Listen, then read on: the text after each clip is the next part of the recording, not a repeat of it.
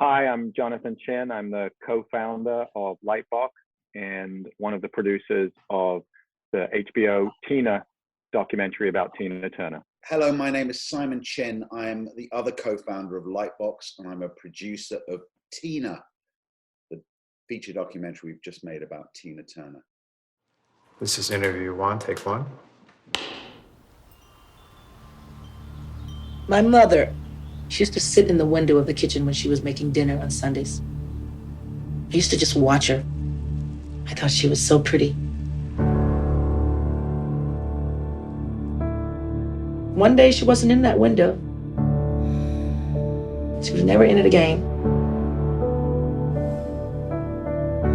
I wanted her to come for me.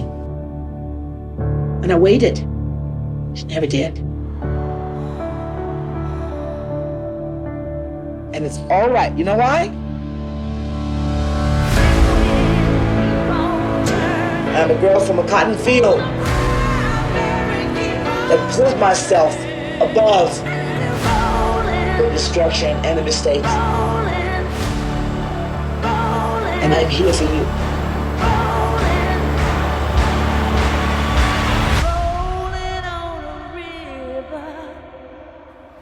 That is a trailer from the soon-to-be-released HBO original documentary, Tina. And this is Factual America. We're brought to you by Alamo Pictures, a London-based production company making documentaries about America for international audiences. Today we have an exciting episode as we discuss the life and career of the queen of rock and roll, Tina Turner. It is a privilege then to be joined by the Emmy-winning and Oscar-winning producers of the soon-to-be-released Tina Turner documentary, cousins Jonathan and Simon Chin. Jonathan and Simon, welcome to Factual America. I am in LA. Thank you for having us. Everything's good. Looks like life is getting slowly back to normal, and we're excited for the film to come out at the end of the month. Okay, excellent. And Simon, how about you? You're in London? I am. I'm in London. This is the way we roll. We do our business by Zoom these days. Yeah. And I saw you had an article about working from home last, I think that came out in April or something, and got a lovely office, I will say. I need to get a home office like that one. So the film, as you've said, film's Tina, only needs one name. It's like a great Brazilian soccer player. She only needs to be known as Tina. Owen Gleiberman from Variety says, I went into Tina feeling like I knew this story in my bones, but the film kept opening my eyes to new insights, new tremors of empathy, and new appreciation for what a towering artist Tina Turner is. I don't think I could say it better myself. That's certainly my impressions. Premiered at Berlin International Film Festival on March 2nd. In the States, it's releasing on HBO and be streaming on HBO Max from March 27th. Drops March 28th in the UK on Sky Documentaries and Now TV, and also available on altitude.film.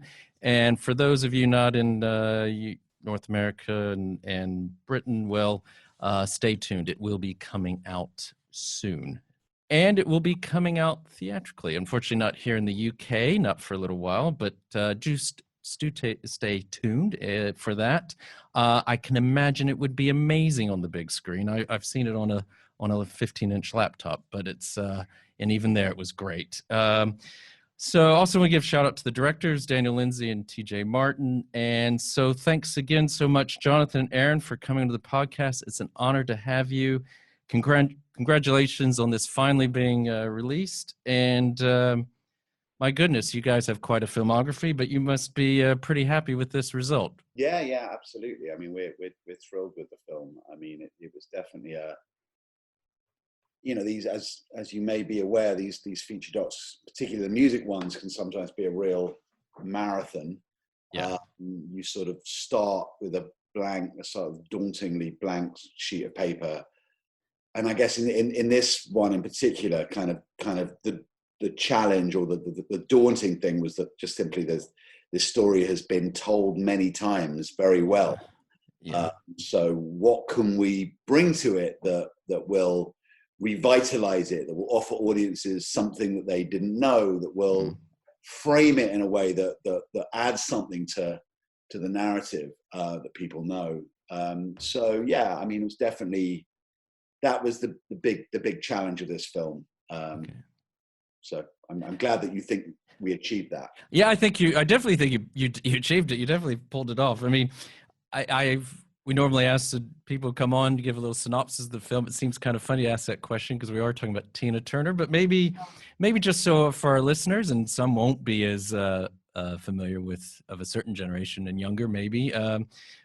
Simon, we'll start off with you. What is this? What's this film about? Maybe you can give us a little synopsis of Tina. I mean, just following on from what I was saying, everyone knows the contours of the Tina Turner story. It's one of the great music stories of stories of a performer of our times. It's fundamentally a story of survival, of transcending a difficult life, a really difficult life, and triumphing in the face of adversity. So we know that, right? But what makes, I think, this film a bit different is that we're sort of reckoning with something else, which is Tina Turner in the sort of twilight of her life, looking back on her life and coming to terms with her story and the way it's been received. And this is something that she's always struggled with. She actually told her story of abuse at the hands of Ike Turner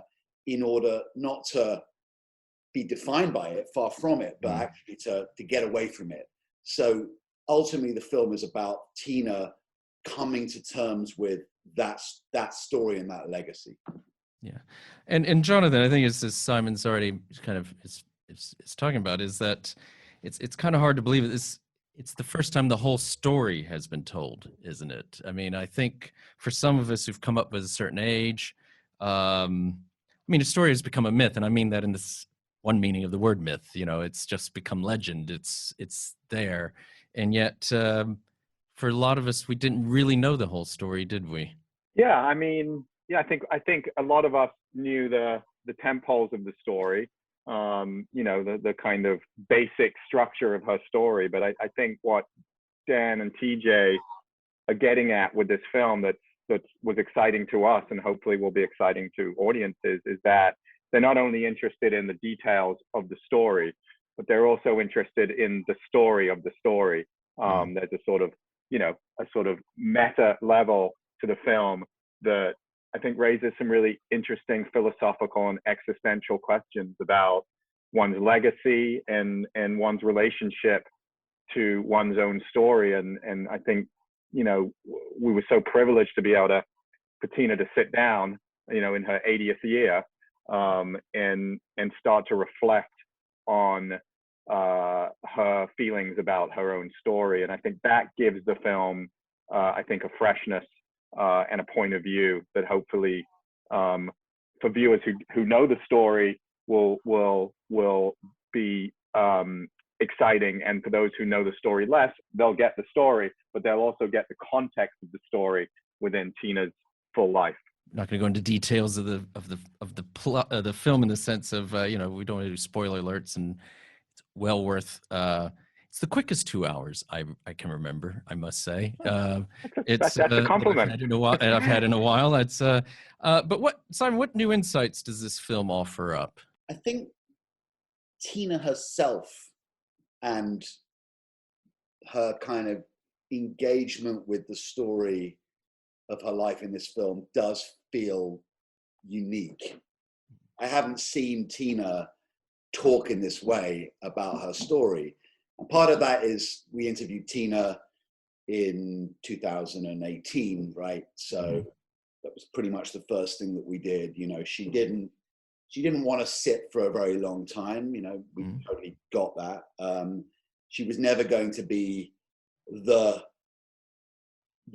she was never going to sort of be telling her story in that form, in a sort of very granular way. But I think what actually Dan and TJ got to in that relatively short interview was a sort of the sweetness and the modesty and the dignity and the sort of kind of, I don't want to say ordinariness because she's not ordinary, but the kind of the lack of airs and graces that actually Tina Turner has in abundance. And that I think will be surprising to people. She talks in a very sweet way about her relationship with with Irwin, her current husband. Yeah. Talks in a very forgiving way about Ike. Yeah. But also we have these tapes that we discovered, these research tapes. That one was the tape that the research interview that Kurt Loder did with Tina for their book, I, Tina. And the other was the research interview that the journalist who kind of broke the story of Tina's abuse for People magazine in the early 80s, Carl Arrington did. And those tapes also, I think, offer a very, very different side of Tina. They're sort of raw. They were never intended for publication.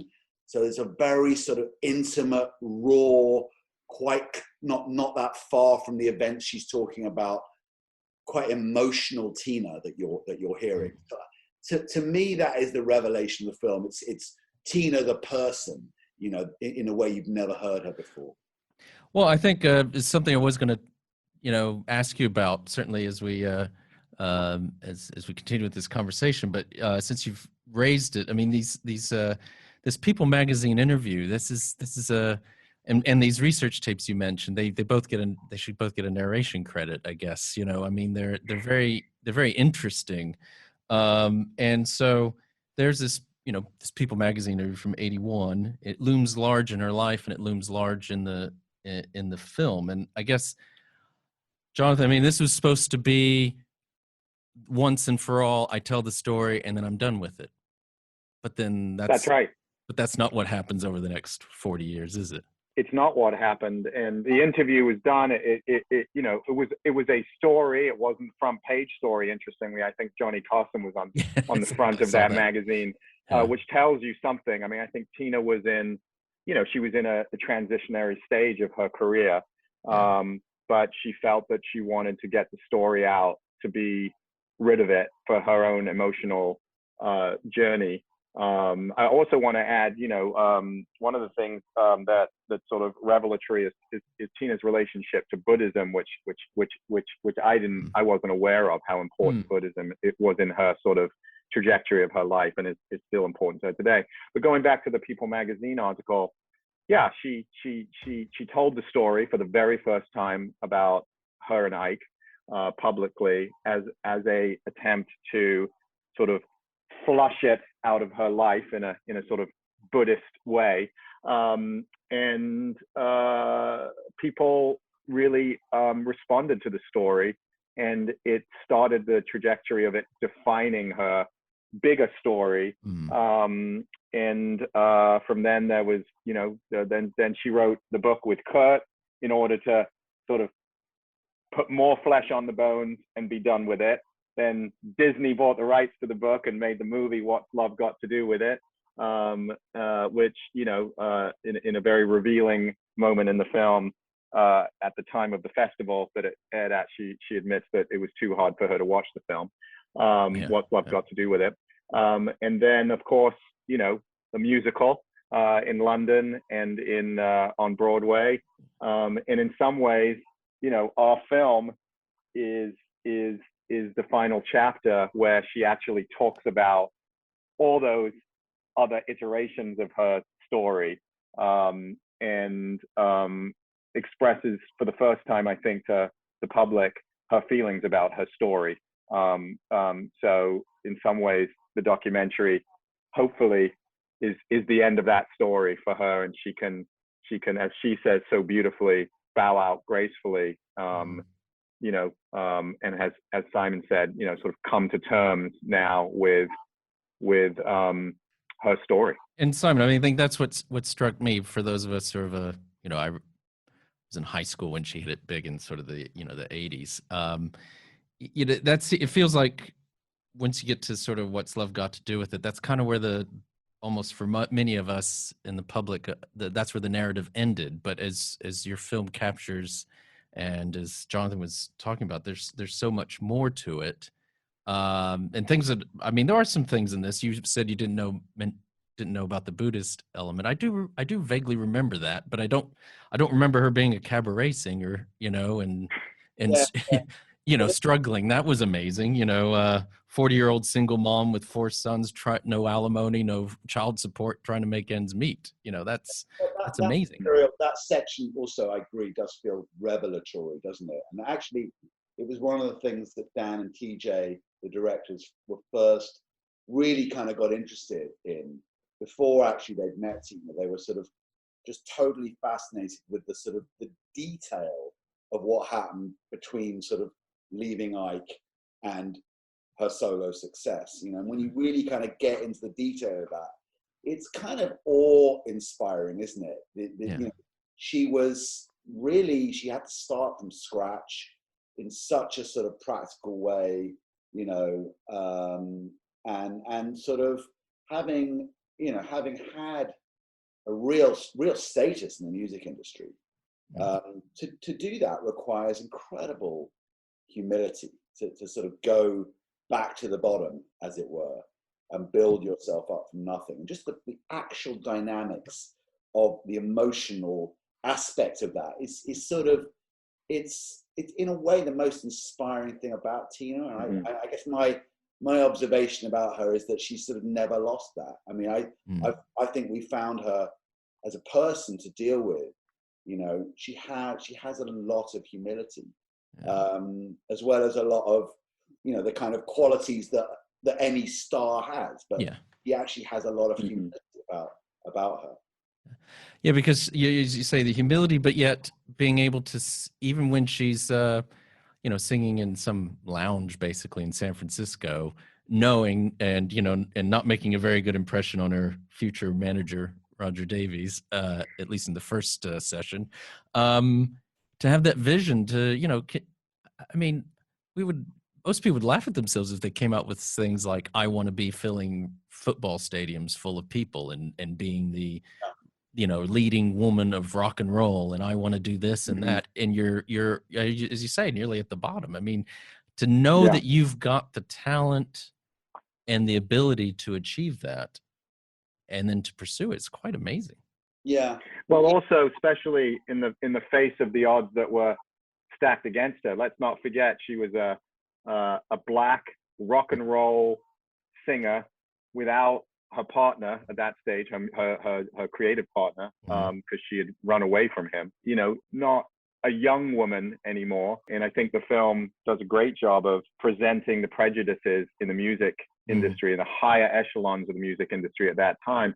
Just put that on top of everything you just said in terms of, she probably shouldn't have succeeded on paper, but there is something about her, and certainly her relationship with Roger, which you mentioned, was key. I mean, Roger was key in helping Tina achieve her goal to be as big as the Rolling Stones. But at the time, it must have seemed like a kind of a crazy dream, based on the fact where she was and what she was going to be up against in the establishment. The other thing that I'm always struck by, when I watch the film is what an incredible trailblazer of a performer she was pre her solo success, with Ike, and that's in a way sort of, I guess, the other thing. It's not a revelation, but seeing the full trajectory of her career as a performer sort of laid out in this way is in some sense a revelation, because I guess she was sort of building on that. She was building on something very innate, some real innate talent, and frankly a huge amount of self-belief. And the fact that she was able to sort of have that self-belief and maintain it after everything that happened to her is extraordinary. But she had it, and she never lost it. And I guess she also had something else, which was the willingness to graft, the willingness to do the work, She clearly has and had extraordinary coping mechanism that others in her industry, who have crashed and burned, don't have. And I think, there's something very grounded about Tina that comes through when you look at her life in the totality. She didn't go off the rails with, you know, drugs and alcohol and, you know, all that stuff. And you're right. Grounded is a great word, actually, because in a way it's the key to her, I think. It's that, despite the fact that she lives in a mansion on Lake Zurich, and, you know, which is incredible, and, you know, has Grammys and whatnot, platinum records coming out of her ears. She is incredibly grounded and very private, you know. Mm-hmm. I mean, I guess she's still always that. I mean, she's that girl from that little town in Western Tennessee. You know, I mean, there's something about maybe girl from Nutbush. Nutbush, exactly. But yet, it still always comes back to this story that just keeps.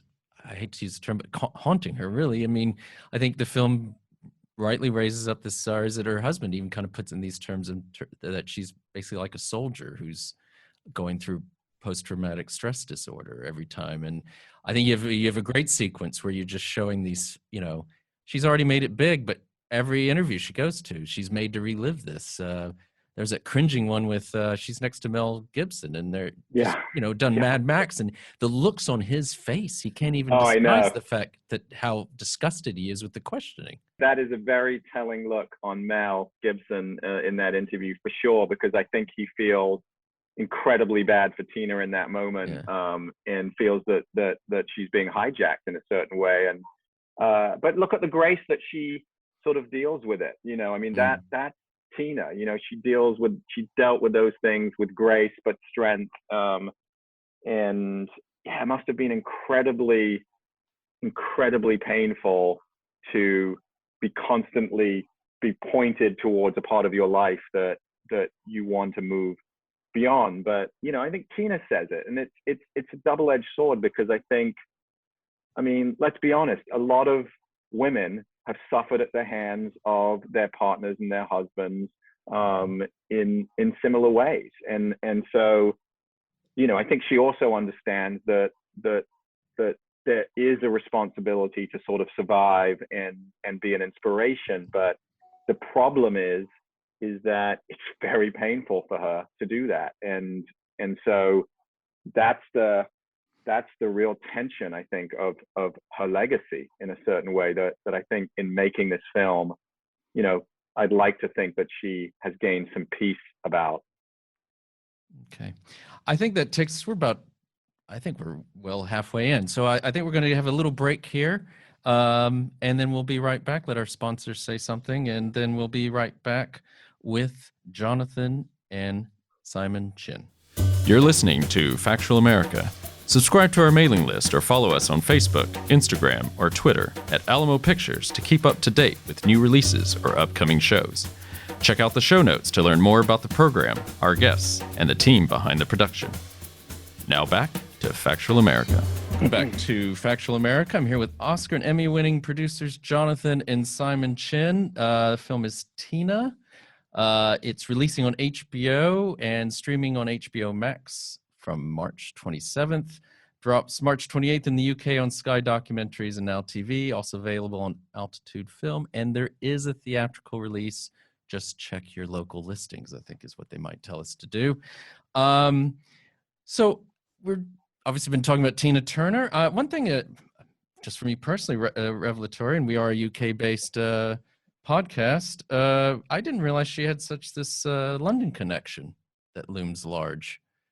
She basically escapes to London, doesn't she? She's not the only artist, you know, to have done that. Obviously, you know, famous artists such as Jimi Hendrix, you know, he couldn't make it happen in the US and ended up getting launched in London. But absolutely, she has a big London connection, and I think felt free in a certain way in London, in a way that she didn't in the US, for lots of reasons. And I think at the time, London was just the right place for her creatively and emotionally. So, I mean, I don't know, Simon, as our resident full-time London Brit resident, if you want to sort of talk about that from your perspective. Yeah, I mean, I suppose it has kind of everything to do with the fact that, you know, she felt ultimately kind of somewhat rejected in the US. I mean, isn't that often the story? The US market in terms of music is an incredibly tough nut to crack. And I guess if you don't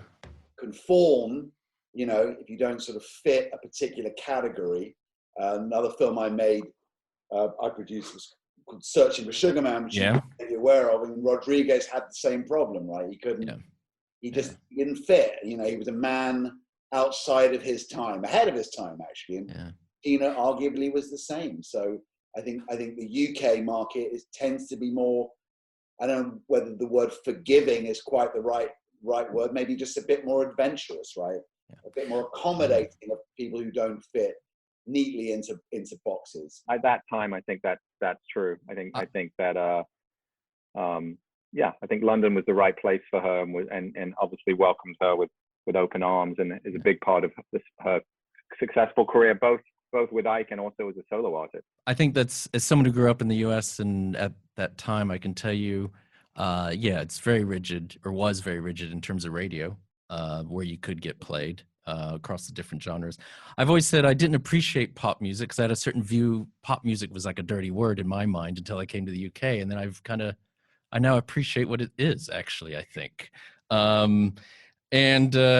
I mean, you have that great sequence too with about River Deep, Mountain High, which has been playing in my head all day long, and talking about going from frying pan to the fire. I turned it to Phil Spector, but still, it's this amazing song, and it just flops as Kurt Loder. He's just, as I will agree with Kurt Loder, makes me ashamed of being an American in that sense, that just didn't have an audience. I suppose actually there's that section where Ike is actually explaining, probably with a little bit of Schadenfreude, because it was sort of slightly marginalized in that recording, kicked out of the recording studio by Phil Spector, turns out, sort of describing why he felt, and analyzing why it didn't work. And I guess it's sort of more really what I'm saying, which is that fit into a box. And Tina, I mean, you described her as a pop artist, and yes, I guess that's how we remember her, but she was a black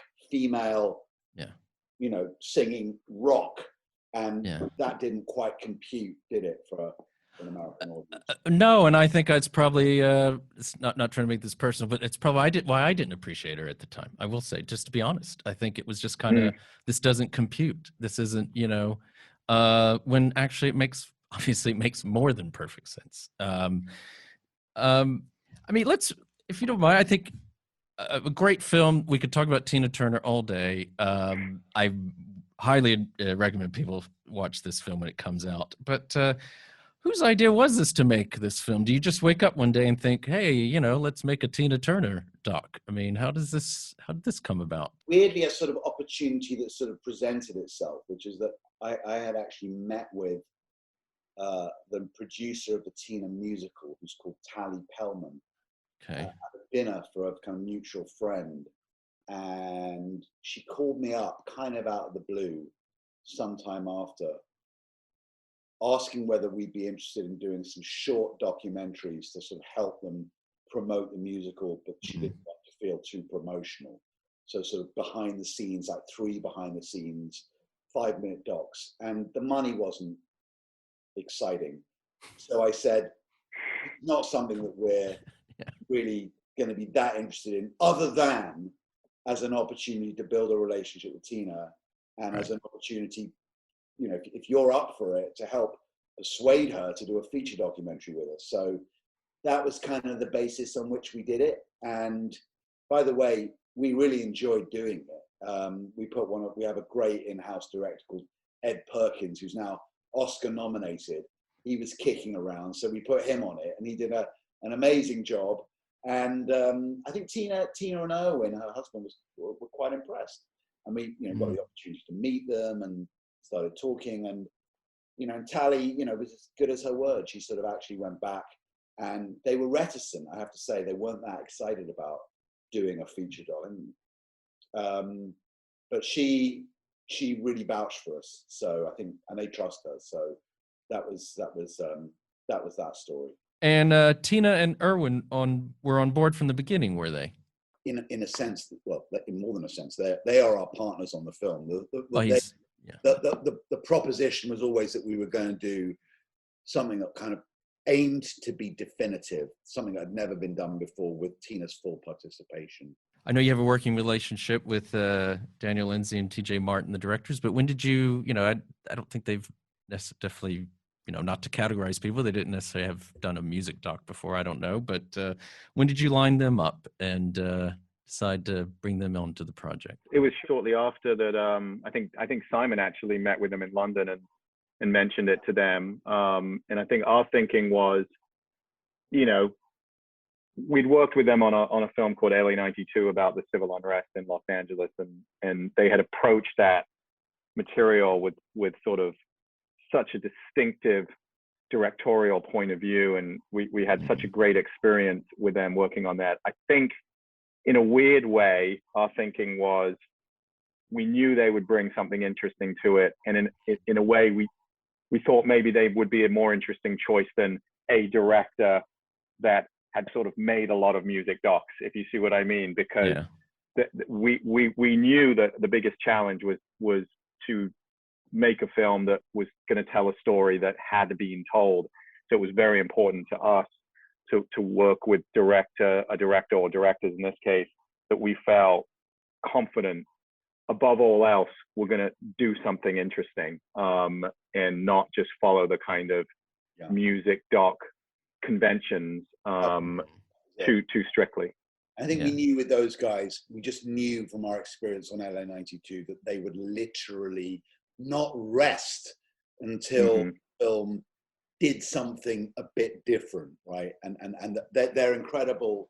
I describe them as sort of craftsmen. They're kind of master craftsmen.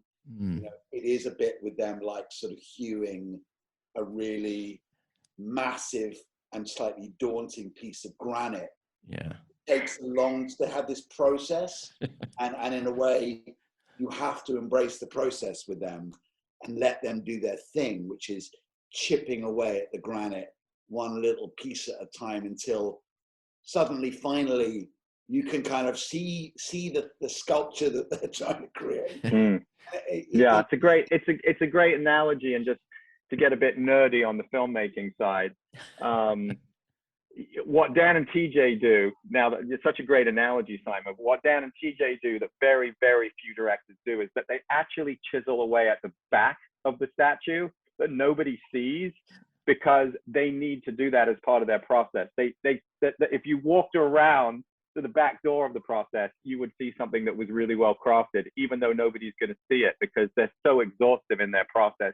Most people just chip away at the thing that people are going to see, but they actually spend time and money chipping away at the back of the sculpture. Just to be clear and to make a full confession, that as a producer, it's not a comfortable experience. I can imagine. Maybe the third project we do with them, we won't give them such a fucking hard time. And not delivering cuts on time, and just we won't, because I think we'll probably build a schedule that's realistic. So just cut them a bit more slack. Opportunity to apologize to Dan for being a bit of a hard ass. Well, just in case our listeners don't know, Dan and TJ you all won Emmys on LA92, and we did. They've won an Oscar on Undefeated back in, I think, the film came out in 2011. So, they're remarkable filmmakers for the reasons that we've explained. That they leave no stone unturned, to the benefit of the film. So for those out there who want to work with Dan and TJ, just realize you're going to have budget for this, I think, and patience. And time. Yeah. Exactly. Yeah. But speaking of these, I mean, as you say, they're crafting the story. So how did they, I mean, it's, they could, as you said, they didn't do something cliche or traditional. I mean, they divide the film into these 5 parts and themes. Is that part of this creative process that you were watching happening? That's yeah. Look, I think the thing that their entry point, and I think any good director needs an entry point, which with any luck sort of becomes a vision. I'm not a great believer that documentary directors sort of walk in with a vision. They walk in with a a kernel that might kind of grow into a vision if you're lucky. And their little kind of kernel was this sort of observation when they met Tina. The first thing that she said to them was like, why do you want to do another, tell another story about me? I mean, it's like, hasn't this been done? It's like, I don't want to know, I don't, this kind of ambivalence. And I think there's a sort of paradox there, isn't there? There's sort of paradox of someone who's been defined by her story, but isn't comfortable with it. So we worked a lot on trying to sort of calibrate. I think we worked with them quite closely on trying to sort of calibrate that aspect of the film so that it felt like another layer, but it nonetheless felt organic to the film. Interestingly, some similarities to the work that we did with them on LA92, but their process with this was to really get stuck into the archive. And I think special mention has to go to Ben Piner, the co-producer, who also did the archive for LA92, but they worked really closely with Ben and our other producing partner, Diane Becker. And they sort of started with the archive as their entry point. I mean, their entry point in terms of filmmaking process, not necessarily their vision, but they watched hundreds of hours of Tina Turner throughout her life. And I think that grounded them in some way, but it also raised lots of questions for them because, one of the big challenges that they had that we all ended up having was, what do you leave in and what do you take out of her story? We're talking about 80 years.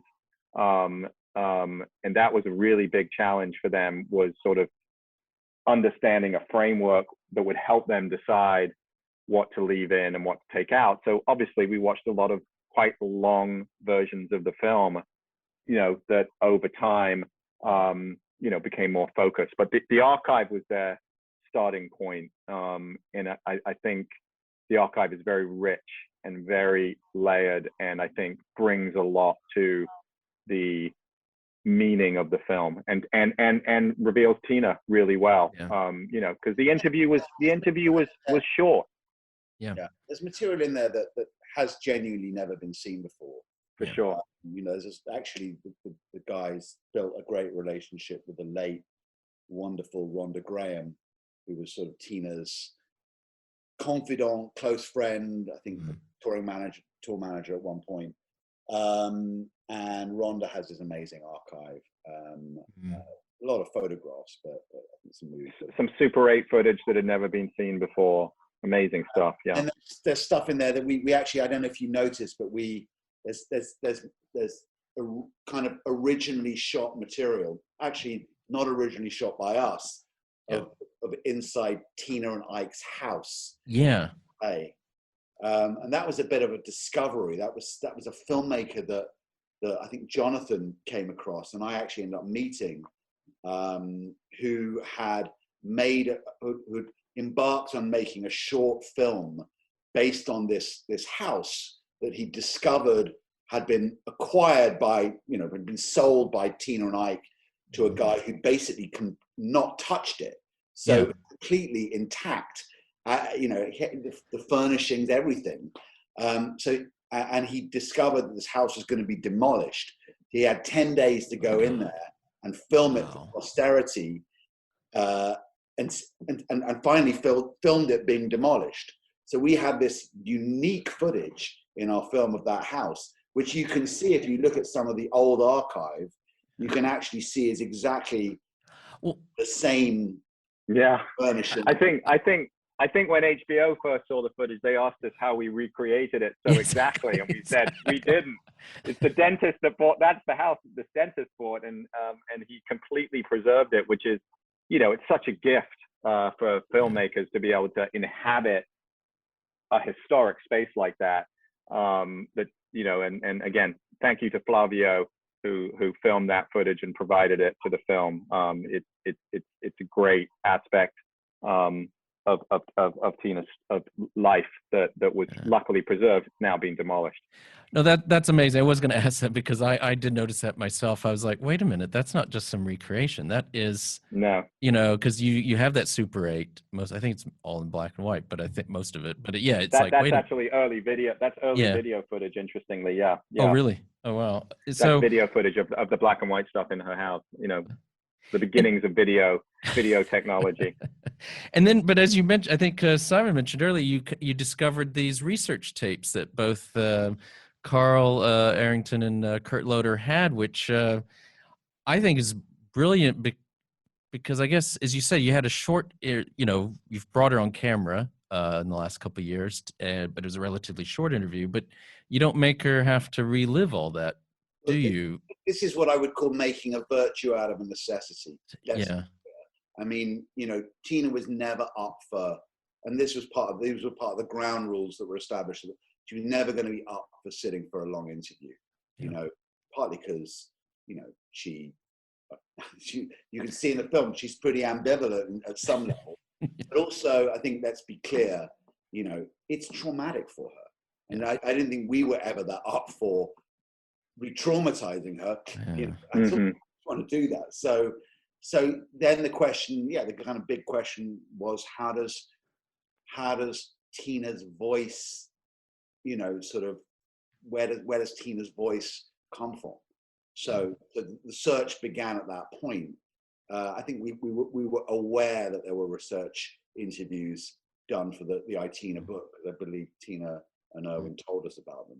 So that was an easy sort of pursuit, albeit that, we needed to persuade Kurt Loder. But the Carl